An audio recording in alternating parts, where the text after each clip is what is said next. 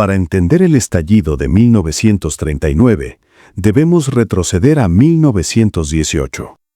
El fin de la Primera Guerra Mundial no trajo una paz real, sino un armisticio frágil. El Tratado de Versalles, que puso fin al conflicto, impuso condiciones draconianas a Alemania, despojándola de territorio, limitando su ejército y obligándola a pagar reparaciones económicas imposibles. Este sentimiento de humillación se convirtió en el caldo de cultivo perfecto para el resentimiento.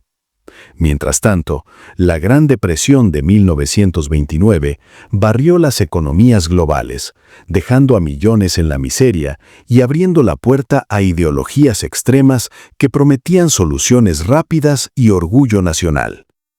En este escenario de caos, figuras como Adolf Hitler en Alemania y Benito Mussolini en Italia ascendieron al poder. El fascismo y el nacionalsocialismo no solo eran movimientos políticos, eran religiones de Estado que glorificaban la guerra y la superioridad racial.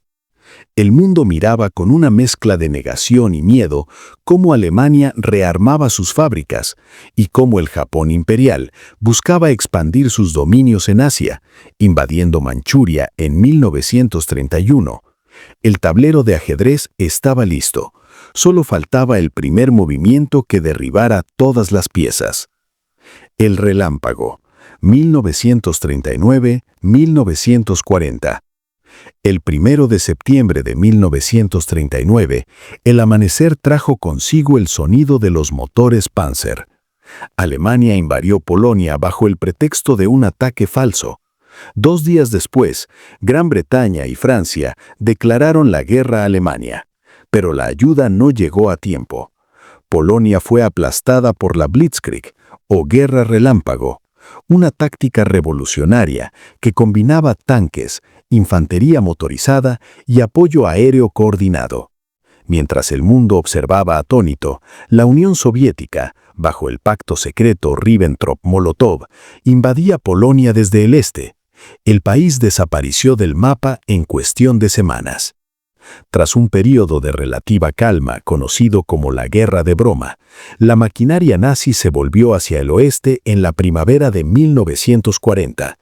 Dinamarca, Noruega, Bélgica y los Países Bajos cayeron como fichas de dominó. Lo impensable sucedió en junio. Francia, considerada el ejército más poderoso de Europa, colapsó en apenas 6 semanas. Los soldados aliados quedaron acorralados en las playas de Dunkerque, logrando una evacuación milagrosa que salvó el núcleo del ejército británico. Con París ocupada y Churchill solo en Londres, la oscuridad parecía total. La batalla de Inglaterra y el frente global. Hitler puso su mirada en el Canal de la Mancha. La Luftwaffe, la Fuerza Aérea Alemana, inició una campaña de bombardeo sistemático sobre Londres y otras ciudades británicas, conocida como el Blitz. El objetivo era quebrar la voluntad del pueblo británico. Sin embargo, la resistencia de la Royal Air Force y el uso del radar impidieron la invasión terrestre. Nunca tantos debieron tanto a tan pocos, diría Churchill. Al fallar en el oeste, Hitler cometió lo que muchos consideran su mayor error estratégico: giró su mirada hacia el este. El 22 de junio de 1941 se lanzó la Operación Barbarroja. 3 millones de soldados alemanes invadieron Soviética rompiendo el pacto de no agresión. Fue la invasión más grande de la historia. Al principio, el avance fue imparable, llegando a las puertas de Moscú. Pero el vasto territorio ruso y el general Invierno comenzaron a pasar factura a unas tropas alemanas que no estaban equipadas para el frío extremo. Mientras tanto, al otro lado del mundo, el 7 de diciembre de 1941, Japón atacaba la base naval de Pearl Harbor, en Hawái, obligando a los Estados Unidos a abandonar su neutralidad y entrar de lleno en el conflicto. 1942. El punto de inflexión. El año 1942 marcó el momento en que la marea comenzó a cambiar. En el norte de África, el general británico Montgomery derrotó al zorro del desierto, Erwin Rommel, en la batalla de El Alamein, asegurando el Canal de Suez. En el Pacífico, la Marina de los Estados Unidos propinó un golpe devastador a la flota japonesa en la batalla de Midway, hundiendo 4 de sus portaaviones principales. La expansión japonesa había llegado a su límite. Pero el verdadero corazón de la guerra latía en una ciudad a orillas del Volga, Stalingrado. Durante meses, soldados soviéticos y alemanes lucharon calle por calle, casa por casa, en la batalla más sangrienta de la historia de la humanidad. El sexto ejército alemán quedó rodeado y finalmente se rindió a principios de 1943. Stalingrado no solo fue una derrota militar, fue el colapso del mito de la invencibilidad nazi. A partir de aquí, el Ejército Rojo iniciaría un avance implacable hacia Berlín que no se detendría hasta el final de la guerra. El camino a la liberación. El día D. Para 1944, la presión sobre el eje era asfixiante por todos los frentes. Los aliados habían invadido Italia, logrando la caída de Mussolini. Sin embargo, el muro del Atlántico de Hitler en las costas de Francia seguía siendo un obstáculo formidable. El 6 de junio de 1944, conocido como el Día D, se llevó a cabo la mayor operación anfibia de la historia. Miles de barcos y millones de hombres cruzaron el Canal de la Mancha para desembarcar en las playas de Normandía. A pesar de la feroz resistencia alemana y las altas bajas, los aliados lograron establecer una cabeza de puente. París fue liberado en agosto. Mientras tanto, en el frente oriental, la operación Bagration de los soviéticos destruía el grupo de ejército centro-alemán. Alemania ahora estaba atrapada en una pinza gigante. Aunque intentaron una última contraofensiva desesperada en las Ardenas en diciembre, el destino del Tercer Reich estaba sellado.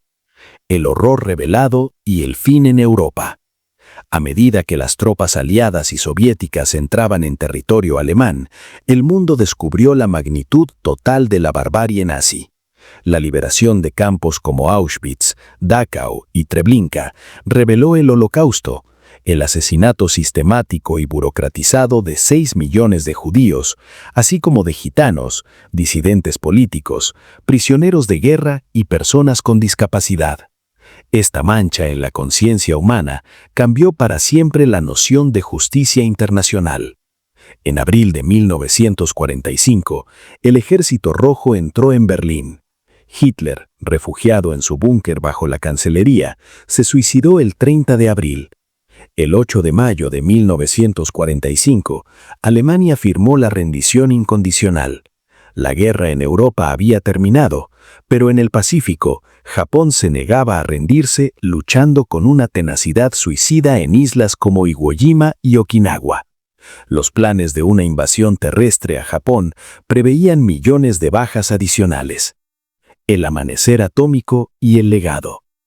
Buscando un final rápido al conflicto, el presidente estadounidense Harry Truman tomó la decisión más controvertida de la historia moderna. El 6 de agosto de 1945, el bombardero B-29 Enola Gay lanzó una bomba atómica sobre la ciudad de Hiroshima. 3 días después, una segunda bomba cayó sobre Nagasaki. El poder destructor de una sola arma aniquiló ciudades enteras y dejó una secuela de radiación que duraría décadas. El 15 de agosto, Japón anunció su rendición, formalizándola el 2 de septiembre de 1945 a bordo del acorazado Missouri. La Segunda Guerra Mundial llegó a su fin dejando tras de sí un saldo estimado de entre 60 y 80 millones de muertos.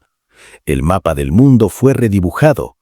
Europa quedó dividida por un telón acero, dando inicio a la Guerra Fría entre las dos nuevas superpotencias, Estados Unidos y la Unión Soviética. Se fundó la Organización de las Naciones Unidas con la promesa de que tales horrores se repitieran. Hoy, el estudio de este conflicto no solo es un ejercicio de memoria, sino una advertencia constante sobre lo que sucede cuando el odio se institucionaliza y el mundo permanece en silencio ante la tiranía.